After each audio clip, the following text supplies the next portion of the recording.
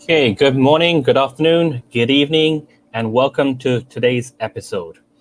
I'm super excited for today's show. I'm actually truly honored and grateful to share this stream with Hiten Shah.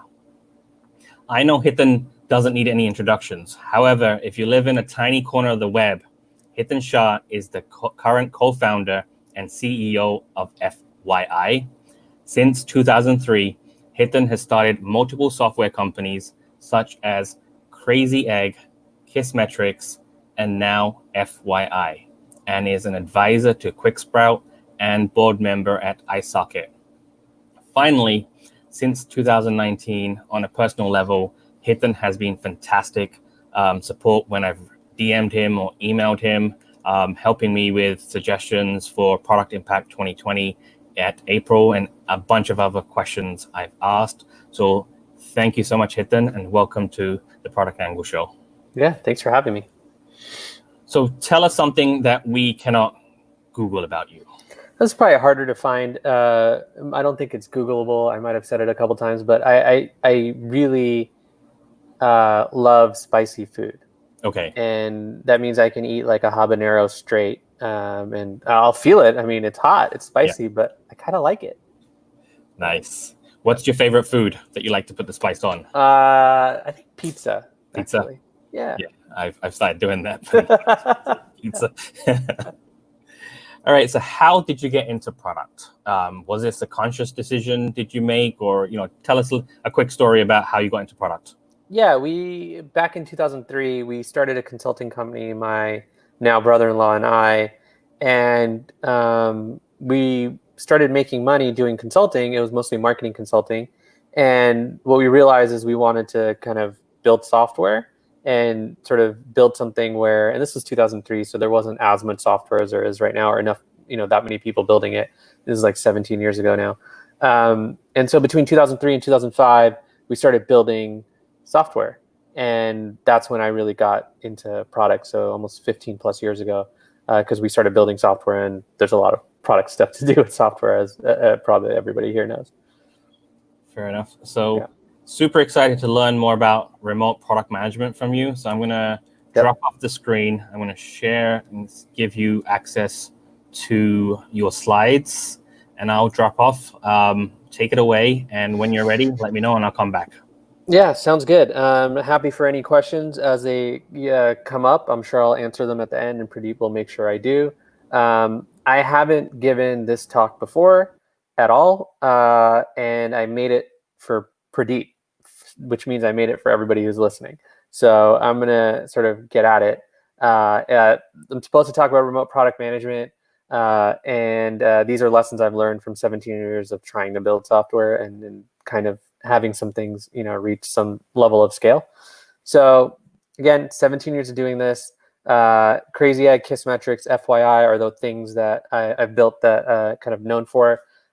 Crazy Egg creates heat maps for where people are clicking on a page. And that business has been around since 2005. It's 15 years old. And it's the oldest software that's still, I think, live that I worked on. It's self-funded. We never raised money for it. There's about 20-ish people in the company, and my wife actually runs the business today. And then with Kissmetrics, we had kind of a long journey. We raised a bunch of money. I was a CEO twice of the company, but that's a longer story. And now the company's kind of been sold, and I haven't had any involvement in the company since, like, I want to say 2012 or 13 or something like that. And so that's been quite a while for me with that business and not working on it. We started that in 2008. And then FYI was started a couple of years ago with kind of a new co-founder of mine. And her and I have been working on this problem that we see that people still have, which is finding documents across all the different tools that you use, whether it's personally or at work. And we've been working pretty aggressively on that business. But I'll share a little bit more about that as we go too, because a lot of my stories are going to be based on some of these companies that I've started. My co-founder Marie and I at FYI, we write this newsletter called Product Habits. It's at producthabits.com. Please feel free to go sign up. It's a free newsletter. We're not on the paid newsletter game right now, like many other people are. And then I'm on Twitter, if you don't know. It's at Hiten Shah, and I generally tweet about product related stuff, so product development, management in general. Like I would say it's life advice, but it's more like just thoughts on life is probably a better way to say it, because I think advice is overrated. Different story for another day. So, the mantra used to be like, build things people want. This is something Paul Graham had said. I had like these sequence of slides in here where it was like build things people want, and then you cross out the want, and it's like build things people need, and then I went to even build things people need to buy. But at the end of the day, that got really complicated. But yet I shared it with you today. I think the big thing that the world we're in now compared to when this idea of build things people want was out there is that there are more things that exist out there than ever. And when you build products today, you don't want to build things people want. You want to build things people absolutely need. The reason is a lot of the wants are taken care of by many different businesses, products, things that you kind of see, but the needs are what you're trying to discover and then solve for. So in some ways, my talk today isn't just about remote product management or remote product development. It's really about how to build things people need. And that's really where I would put the emphasis on kind of, and the filter of everything I'm going to say. Yes, it has to do with remote product management, because I've been doing remote product management for 17 plus years. But it's really about how to build things people need, because that's what you're trying to do. That's what your goal is when you're building product. So on that note, building is hard work. I can't stress that enough. I know all of you folks that are, listening kind of understand this, if not really understand it. I would say that this is the one thing people should understand. The reason for that is it's hard work. It's work that you have to do lots of different kinds of things, sometimes every day.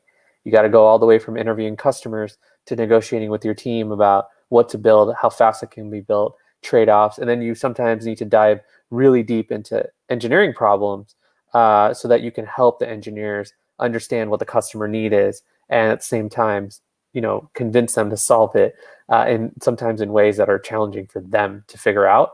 And then that's a different type of conversation. Sometimes you're even going and talking to marketing if you don't have kind of marketing on your team for whatever reason, to kind of figure out how to do marketing. And so building is hard work. And working remotely makes it even harder. So I've come up with kind of three sort of categories of things that I think about all the time when it comes to building products.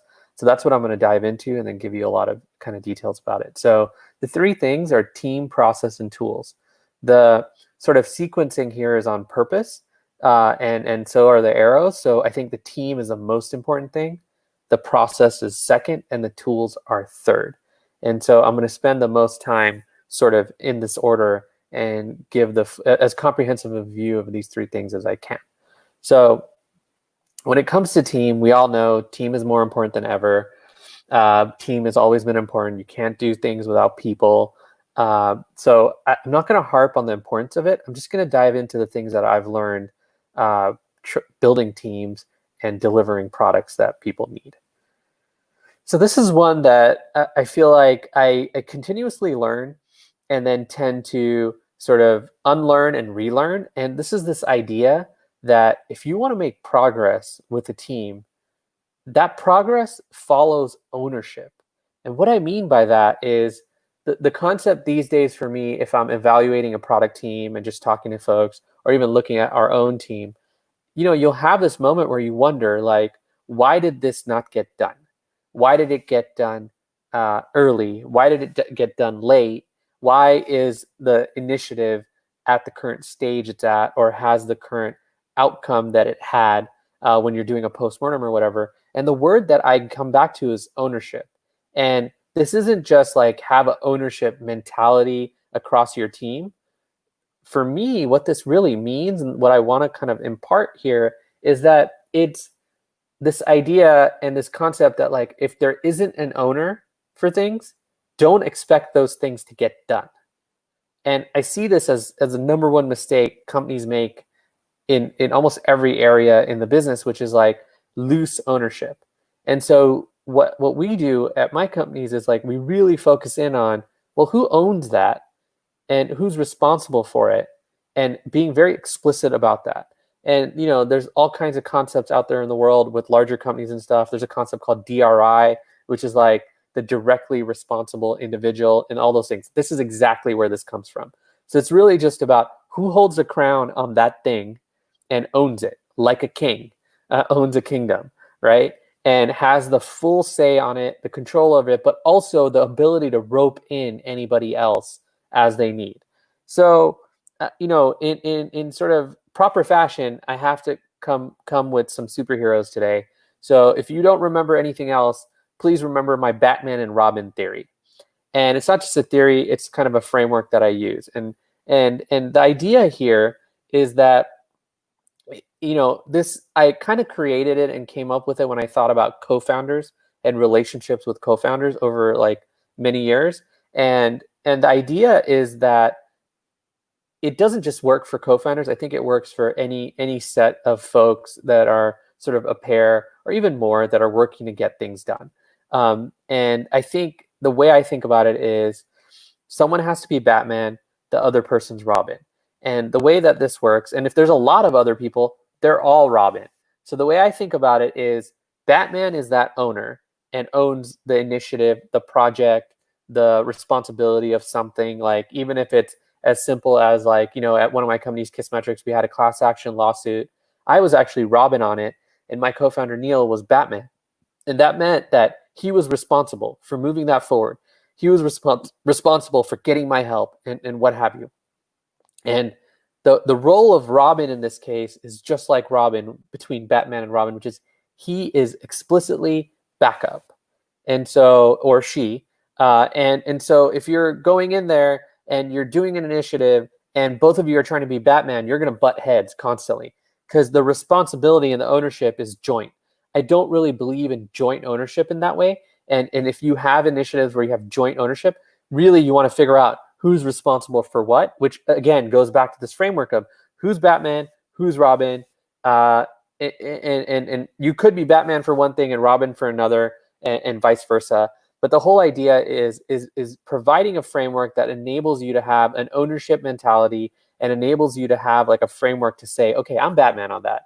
Cool, I need to own it. Or, the other person saying, okay, I'm Robin on that. I get to like basically come in and help you out when you need, or like watch your back or provide some thoughts. But I know that I don't own that sort of opportunity, that initiative, that challenge, and you're responsible for it. So this has been a really great way to like kind of like talk about these things, but also kind of create this ownership culture across the board, especially helpful with co-founders, but can be helpful in any other situation as well, because it really puts the owner in mind and makes you kind of deliberately decide who they are. So switching gears on the sort of team side of things, I talked about ownership, which and sort of Batman and Robin, which has a lot to do with how you work with people and how to do kind of your best work when you have to work on a team. I can't talk about team without talking about recruiting, especially because I've been recruiting for many years, especially product roles, but other roles as well. And and this includes engineering. I consider that a big part of product. So when I say product, I include engineering, just to be specific. One of the things here when it comes to recruiting, which is a rarely talked about sort of thing, and one that I'm surprised isn't sort of done more. And what I mean by that is this idea that when you're recruiting, you're really sort of wanting to bring people into the environment, the working environment that's created. So on product, it's the working environment of how you build product. And the reason I say recruiting starts and ends with how you build product is because the way you build product determines everything about the type of people and the type of person that should join the team and would be successful on your team. So what you're really doing with recruiting is identifying people that are highly likely to be successful in your organization, in this specific case, on your product team. And that has everything to do with how you build product. Because the thesis is, how can you actually recruit someone on the team without being able to sort of find ways to evaluate them on how successful they'll be when they actually join the company and the likelihood of them being successful. So we have a very deliberate sort of process for recruiting. And most recently, we used it for recruiting half a dozen plus engineers this year at FYI, because that's kind of the stage we were at. And we wanted to actually bring on engineers, more engineers. And what we did is we evaluated how we build product, and then we took certain pieces of how we do it and put it into the interview process. And here are the kind of results we got. So our results for this have everything to do with the candidates that we talk to and what they actually have to say about us. So this is one of the conversations that our head of engineering has had. He was a hiring manager in this case. And one of the candidates came and said, this was the first interview where I learned something. Another candidate said, this process is really cool. I hate those puzzle tests. And this kind of speaks to my point, which is most companies will do different code tests and puzzle tests, and they're trying to test for aptitude. They're not really trying to figure out whether the person will be successful in their environment. They're just trying to figure out if the person has the skills necessary to be sort of an engineer, not even successful in the organization, but to be an engineer.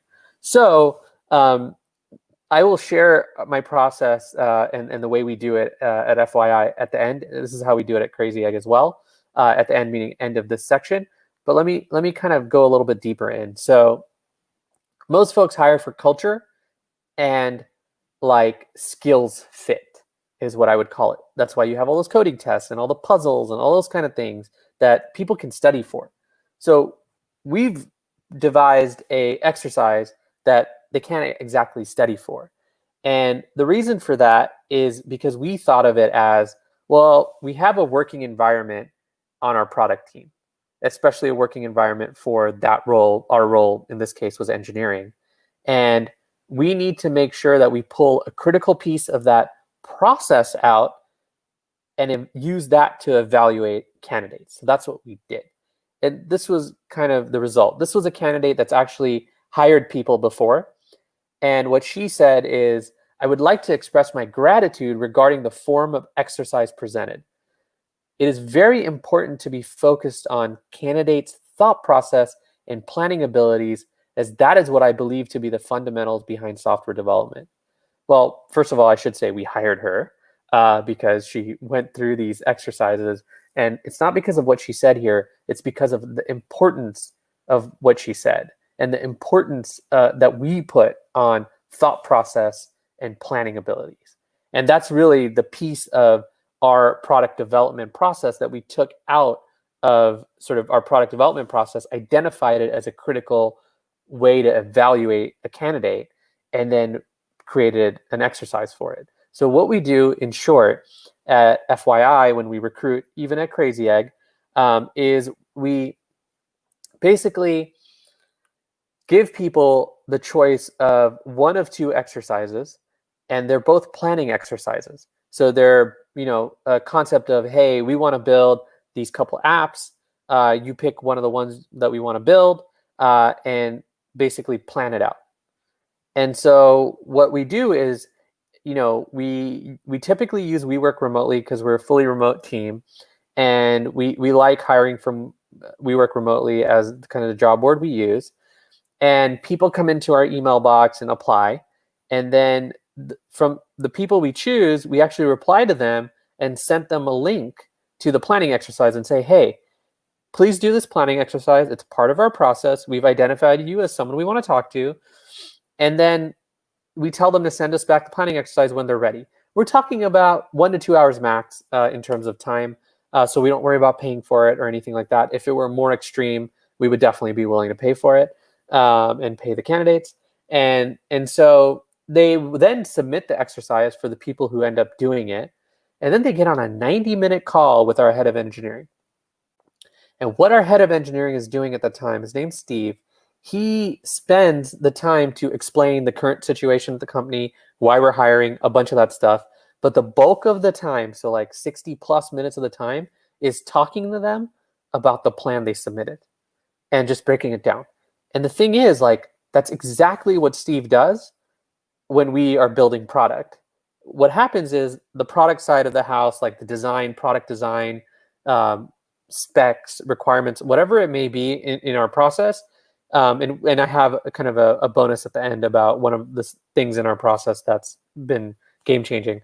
And I'll share it. But basically, we do all those things that are normal producty things. Then we kind of talk to Steve about it typically, or an engineer on the team, and then the engineers will go do planning, and we'll actually do planning down to the hourly estimates is actually what we prefer at FYI. And we want people that have that ability to basically plan. Um, and then we basically take that and then discuss the plan. And Steve discussed the plan with the engineers before sort of the product people on the team that are not engineers kind of take a stab at it and kind of evaluate it and figure out any trade-offs that need to happen. And then we basically don't write code until that plan feels really good. And we also don't take a long time doing the planning. We take the right amount of time, because sometimes you need to do a bunch of research to be able to estimate down to that level of granularity. And the idea isn't to like have like all this accountability on engineering. I mean, that comes along with this, but the idea is to be able to ship on time. And the only way to ship on time is by engineering being able to actually ship on time. And the only way they can do that is by planning. So that's the way we think about it. And I'm going to dive a little deeper into this because like that second piece after team for us and the way I think about the world on product development is process. And you'll probably guess what I'm going to say, but the whole idea here is measure twice, cut once. And I'm going to give some specific examples of how we do that in a few different areas that are important to product development. So product marketing. I mean, this is kind of the fun one. I tend to put this as a product discipline, not just a marketing discipline. I could give a whole nother talk on product marketing. But in short, the way we measure twice and cut once on product marketing is we will come up with the copy based on customer interviews even before the product is created. Then we'll use some similar form to Amazon's working backward process, where we actually end up creating a fake product hunt launch page that has all the details filled out.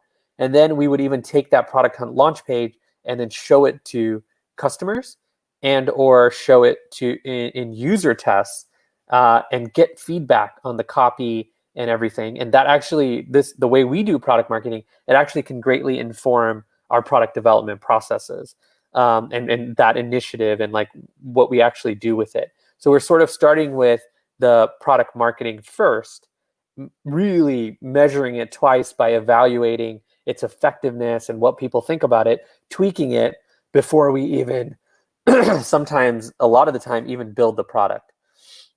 This really helps us solidify this idea that we're evaluating the riskiest thing first and really doubling down on learning about it. So that's how we measure twice, cut once with product marketing, by creating sort of fake material that we're testing with actual customers. When it comes to product design, the way we do that is very similar, where we heavily use user testing. Usertesting.com is our favorite tool, and I actually don't recommend other tools at this point for user testing because of the big panel they have, which enables you to get to even enterprise customers with your user tests if you really need to. And so what we do on product design is we create the prototypes, and this is very typical. So I don't think this is something most teams cannot do or don't do, but it's definitely something that teams should be doing more often, which is before we ship the product or anything like that, we spend a bunch of cycles to do user testing on the screens, the prototypes, even like early versions of it if it's already ready, and really dive deep into understanding what people think about this. And this is kind of what we call an early access period for anything we do, where we're actually getting real feedback, whether it's through prototyping or through actually shipping like minimal product. and seeing what people think before we kind of move to the next level. This is almost the same as what we call technical research, but for product design, where we're actually evaluating the effectiveness of the actual designs and whether they hit the mark that we heard in our interviews. And what we're really looking for as a sort of secret here is like, if you've done great customer interviews and you understand customer needs, then this step really helps you align on the solution to those customer needs. And what we're really looking for is people saying unprompted, maybe with a few open-ended questions, that it actually solves their need without telling them what need it might solve for them. And when a product initiative can solve the need that we heard in interviews, the customer tells us. They say, oh yeah, this is going to solve my problem. Oh yeah, this solved my problem. Whatever, what have you. And that's really a big validation point. So that's how we measure twice, cut once on product design. And I kind of got into this about engineering, but the biggest thing that I see with engineering is which everybody knows about, is basically your ship dates being missed.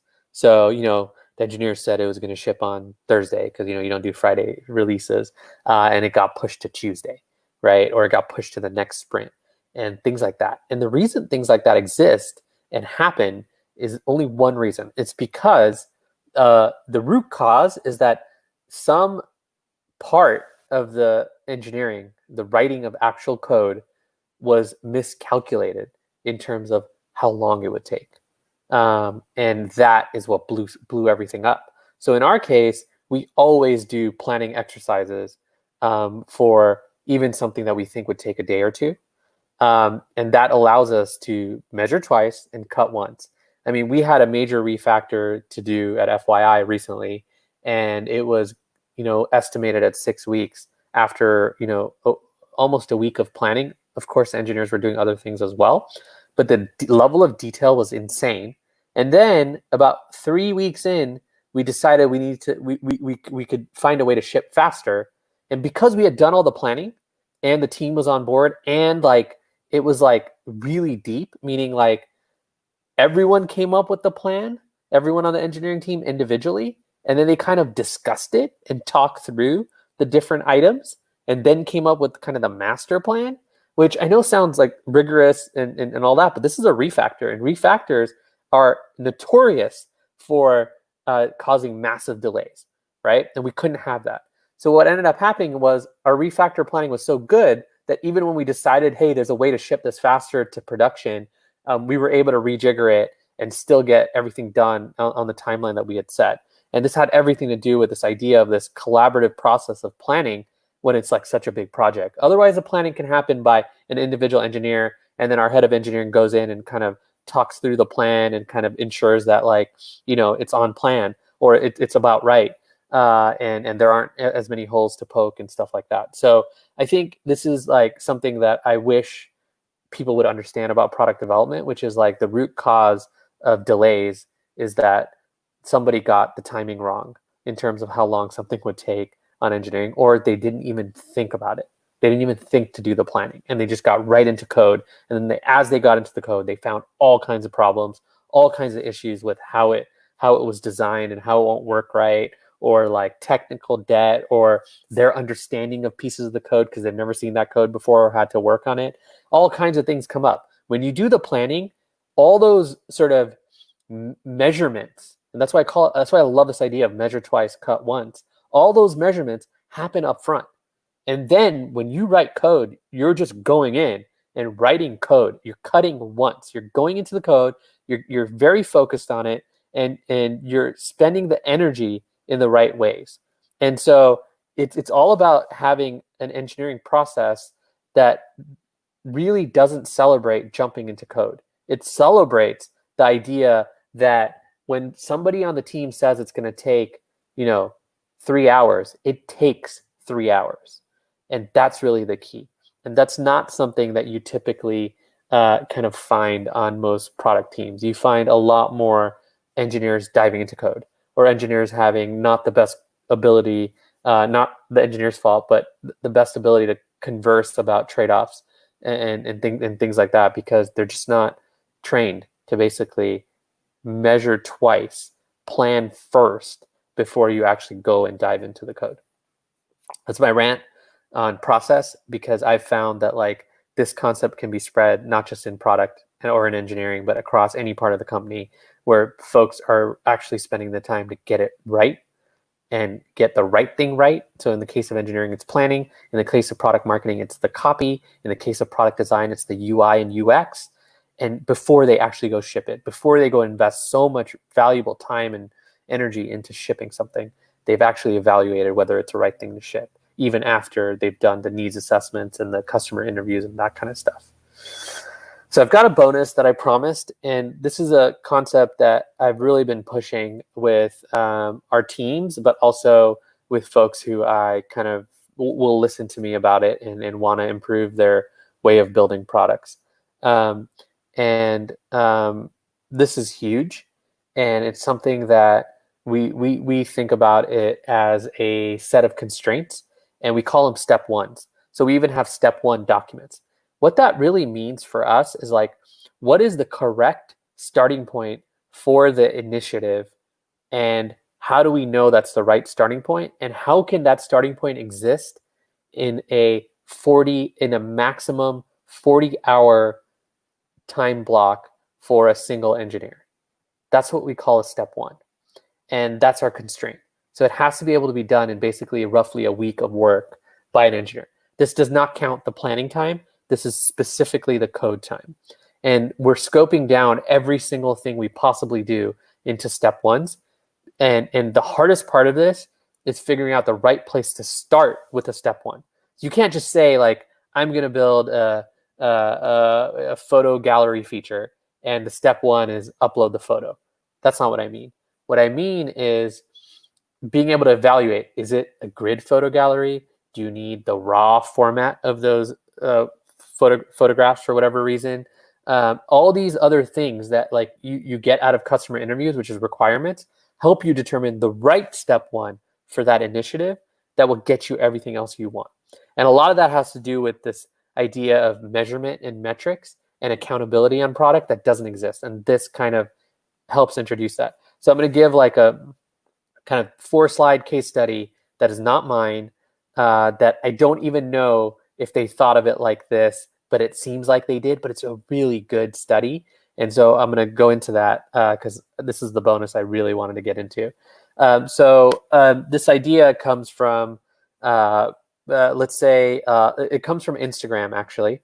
And for the longest time, it felt like the folks at Instagram had envy for Pinterest.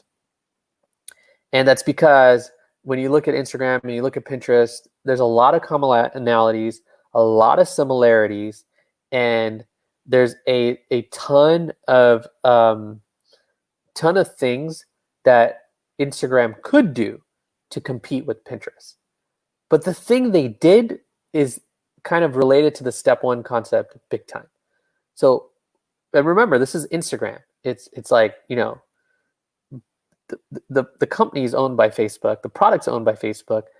The amount of money that Instagram makes is ridiculous. The amount of money Facebook makes is ridiculous. The amount of people working on product is extreme, much higher than probably any sort of team that many of us would be on. And so they want to go after Pinterest. I mean, that's clear. Okay, so that's the initiative. Let's go figure out how to solve kind of the needs and the use cases, or some of them, that the folks at Pinterest have kind of solved for, because we're an image product and all that stuff. So what they did is in December, this is the launch date, December 14, 2016, they introduced saved posts. So saved posts, where that arrow is exactly where the sort of saved post was and is. And it's basically this little bookmark looking thing. You click it and you just save the post. And realistically, the first time you do it, you probably don't even know where they go. Second time you do it, probably don't know where they go. And you might not ever be able to find your saved posts unless you really went in. And this was at the time when they built this. You went in and went to your profile, and it was like 5 taps deep or something like that, at least 3. And so this was their step one. to compete with Pinterest, which kind of seems minimal, kind of like, is this all you did, Instagram? And that's kind of what I think a lot of people probably were thinking if they noticed that they even shipped this little tiny thing. But here's the kicker. When they released collections, it was a step 2 that was built on the step 1 that they started with the saved posts. But here's really the value and where you see the sort of rubber meeting the road, as they say. But before I share that, let me tell you how this feature worked. It was built off of saving a post. So now what happens is, so before you would hit save post and it would say saved, right? Now what happens, and I'm sure all of you have kind of experienced Instagram to some extent. Now what happens, and you can experience this today, it's still the same way it is. There's step 2 of this, which is you hit the save button, and then it says, want to save to a collection? And then you click it, and you're able to save to an existing collection or create a new collection as seen on the screen here on the right. That's it. That's their step 2. And when you think about it, you still wonder, like, why didn't they just build this in the first place? Well, the metric they shared was the key. What they said was, since we introduced the ability to save posts last December, so this was about 4 months before, 46% of Instagrammers have saved at least one post. Now here's the thing.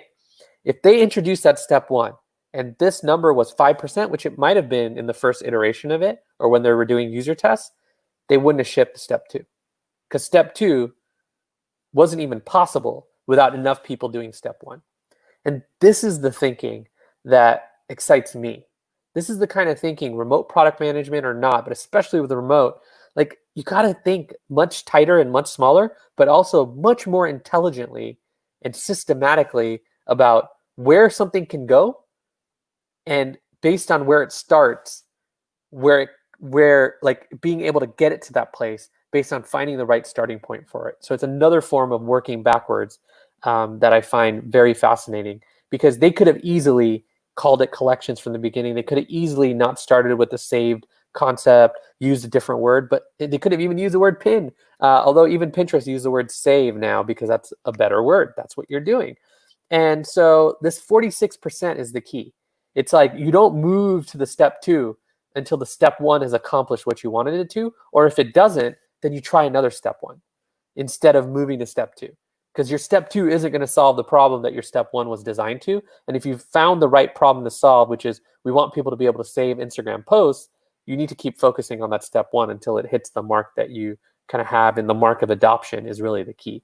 Because honestly, if people aren't using what you've built, have you really built it? And, this is great because they built a feature that works for Instagram. And the sort of narrative was basically that if I had to choose a favorite, I like Pinterest. But Instagram collections is equally useful. And people will use both. And look, it doesn't matter, but now they're in the game. And what I mean by it doesn't matter, it doesn't matter what the press says, but the way that the customer thinks about it and the way that they were able to get into this without like overloading themselves and building out all the things that Pinterest has is incredible. And it was done with this idea of step 1 thinking. I don't know anything about the people that worked on it. I don't know anything about this initiative at Instagram. I just found this example and was just enamored by a large company like Facebook, basically, Instagram, taking this approach and seeing so many folks in startups and even like mid-market companies not taking this approach. So basically, it's like a Facebook can start small, so can you. Tools. This is probably my favorite one and the shortest. So I promise I'm almost done, and I would love to take any questions. But this is basically the sort of throwdown, so to speak. Tools don't fix bad processes. There are lots of tools out there. You have to figure out your process first, and you have to go focus on basically your process. And then the tools have to support your process. And that's the key. And so tools don't fix bad processes. I cannot stress this enough. We are in a tool Armageddon, so to speak, if you want to call it that. And they really don't solve the problems that are cultural and the problems that are related to like how your work gets done. So on that note, today at FYI, we shipped a sort of blog post, an article that my co-founder Marie wrote called "Apps Are the New Silos."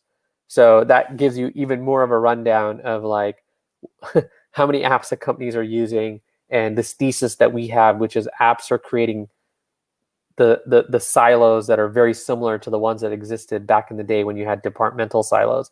Now these silos are created by the apps, and it's because these apps, these tools, they don't fix bad processes. They at worst create problems, of course. At best, though, they facilitate your existing process, whether it's good or bad. That's it. This is my email. If you want to email me and ask me some questions related to this privately, feel free. I'll do my best to get back to you. Otherwise, ask me anything. And Pradeep, if you want to show up again, let's do this. Yep. Thank you so much, Hiten. That was amazing. I was tweeting some of your slides as you were talking. So I've probably blown up your Twitter with my my tweets there. So I apologize. Yeah, but that's all good. Thank you so much. Yep. Absolutely. So if anyone in the audience, anyone's listening in on YouTube, if you have any questions for Hiten, feel free to type them in the chat box. I know we've been getting a lot of comments, so I did put this up earlier. Sunny saying, we engineers love writing code, refactoring, etc. But the more time spent on planning, the easier the coding process will be. So definitely. Yeah, that's music to my ears, because not every engineer has that experience. And I do believe every engineer could have that experience, but that's not the norm. That's for sure. Okay, we have Neil Patel. Estimations, knowing the unknown, estimate for them as well is so underrated, but so important. Yep. Okay.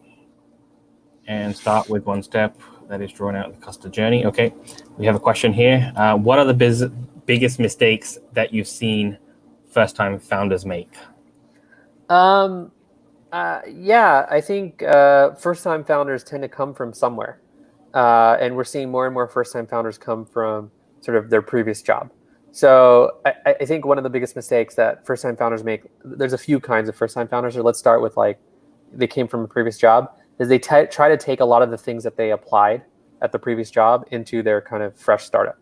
And it just doesn't work. And it's because like the whole criteria of the business, when you're starting out, like things are so much more unknown than that sort of larger company that you came from, where there were a lot of knowns there. And if you weren't there early, you didn't really see all the messy periods. So in a way, you almost want things to be perfect, like or more perfect than they ever will be at a startup. And you kind of get caught up in that. Then there's folks who kind of have never worked at a company and kind of are starting up and doing something new, or never worked in the specific space that they're in. So they have a lot of they don't have the same preconceived notions. And I think some of the biggest mistakes that those folks make is and this is really easy to do today, and so I can't stress this enough, and this happens across the board for any type of sort of founder, is they think that the next thing they're going to read is going to help solve the problem that they have today, instead of going and actually just talking to customers. You know, I hate to be the broken record on that, but like I have been in the past, but just go talk to customers and go learn how to talk to them, and don't worry about this kind of all these things that you're reading, because they don't really help you as much as going and talking to customers. And if you do end up reading things or have the desire to, make sure it's things that are hyper relevant to you right now. For example, if you want to go learn from customers, user testing is a great way to do that. You might want to learn how to do user testing really well. That makes sense. But a lot of times people read about user testing just because they feel like they should be doing it, instead of it being kind of relevant to them and something that it actually makes sense for them to do right now. Thank you, Hiten. Okay, we have Sunny saying, what is a failing product you had that made you learn one of the lessons you shared today? Yeah, I think I continue to learn this one. And I think the biggest lesson that I've learned is this idea of the step ones, and really thinking through what's a right starting point for something that has a very constrained time box that we can ship it in. Regardless of how impactful we think it's going to be, how do we ship something with the step one thinking, with the time box and the constraint? And I think all my failures point to like just getting the starting point wrong and usually overbuilding. Thank you, Sunny. Thank you, Hiten. Maud, hey Hiten, what is your thought about indie makers ship fast and validate ideas? Um, I don't have any. I think we all should be indie makers and have that sort of attitude. So I think the theme of my talk kind of should point to like this idea that like you can ship fast and validate the idea, and that is definitely an approach versus just going and learning from customers first. I don't. I'm not as prescriptive about how somebody learns. I think I'm more prescriptive about how much can you learn with the least amount of time and effort. And oftentimes, shipping isn't the fastest way to learn. But in the case of indie makers, with all the no-code tools and all the fantastic stuff we have available to us, it's kind of flipped upside down where you could ship fast and then validate. Just be ready to validate, which I don't see as many folks doing when they ship fast. They just ship it and it's done. Thank you. Okay, Neil Patel, how do you go about riskiest assumptions when you are planning for a product? Yeah, one thing that I mean, there's many ways to kind of answer that question. I think one thing that I think about these days a lot more is like, what exposure to the customer are we going to get with the product, and what assumptions are related to that. So a good example of that is kind of the Instagram example. So they were shipping a feature, it wasn't a whole product, but the exposure was like, oh, everyone that sees an item in Instagram can bookmark it or save it.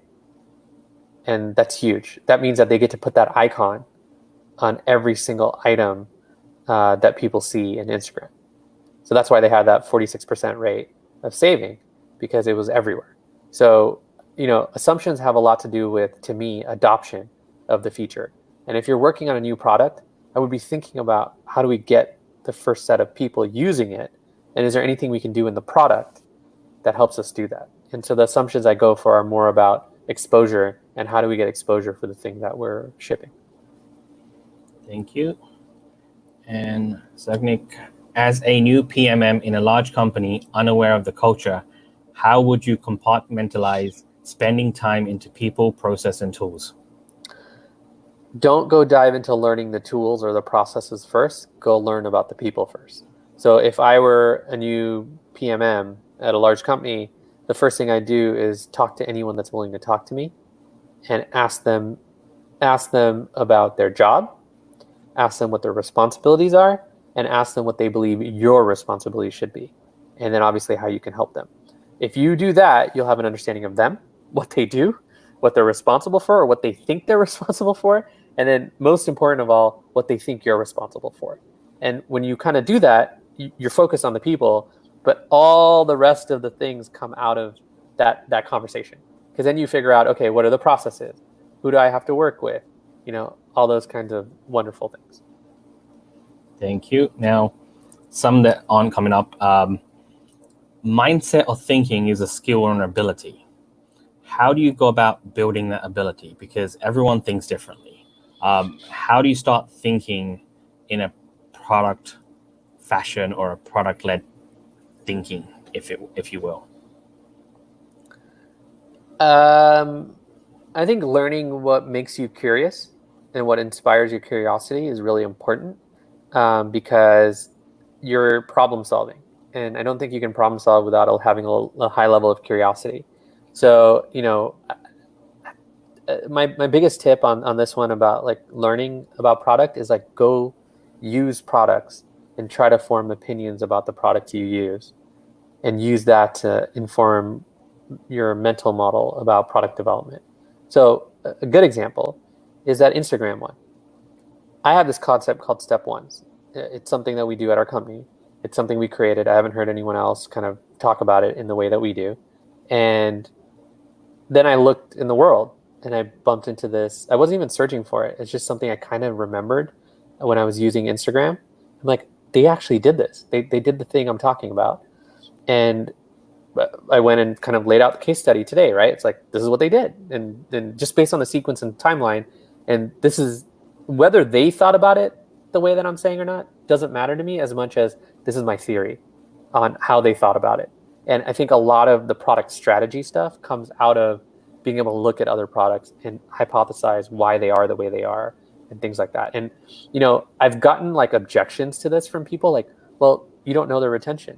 You don't know this, you don't know that. I'm like, yeah, but hypothetically, if I'm good at product, like really good at it, I can take the perspective of their customer and I can sit and take their perspective. Because look, at the end of the day, problem solving is actually about being able to walk in someone else's shoes, sit in their seat, and then at the same time, go and sit in someone else's seat that's on the other side of it. And this is like the business, which is the people building the product, and then the customers, which are sort of the people using the product. And I don't think it's that difficult to sit in both roles once you start getting practice on this. And when you do that, then you start coming up with the insights and your own mental models and ways of thinking. And that's really the key. Okay, thank you. Here's another one. How do you make sure you are not spending too much time planning and delaying actual execution? At what point do you stop? We plan for the execution. So we don't go say, hey, let's just do a bunch of planning. We go figure out, hey, this is the step one that we want to ship. Now go plan it, and then come back and then we talk about it. And then the plan is rejiggered. And then until there's a plan that like everyone's like, okay, cool. The engineers are confident. The product team's confident. The product side of it's confident that it meets the needs of the customer or meets the needs of the step one.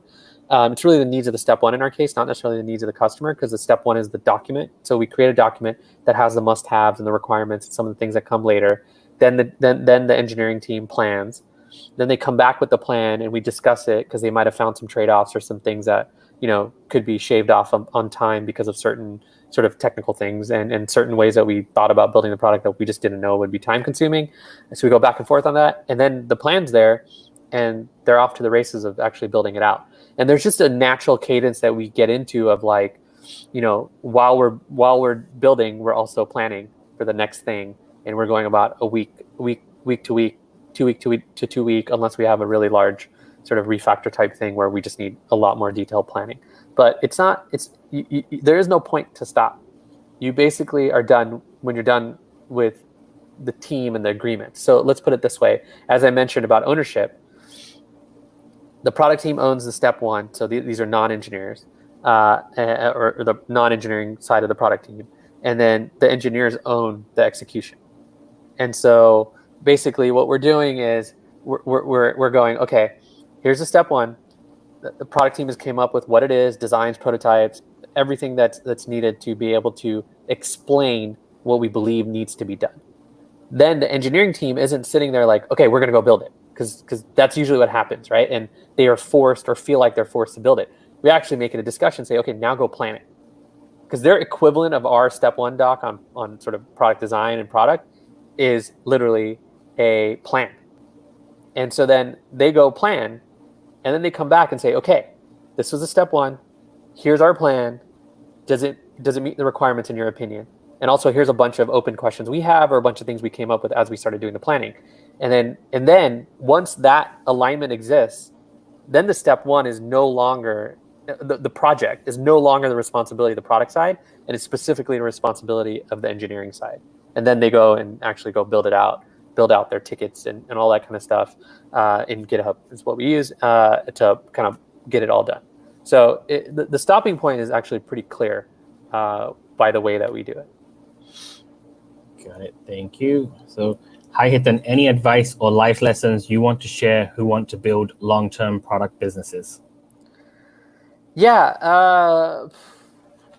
I think the way you build product is super important if you're going to build what you're calling a long-term product business, which I'm assuming means you just want to build a product for the long haul. So I think the biggest piece of advice is like being able to figure out what market you're in, what's working in that market and what's not working in that market, and spending a lot more time on evaluating the market opportunity, which a lot of product people don't necessarily dive into.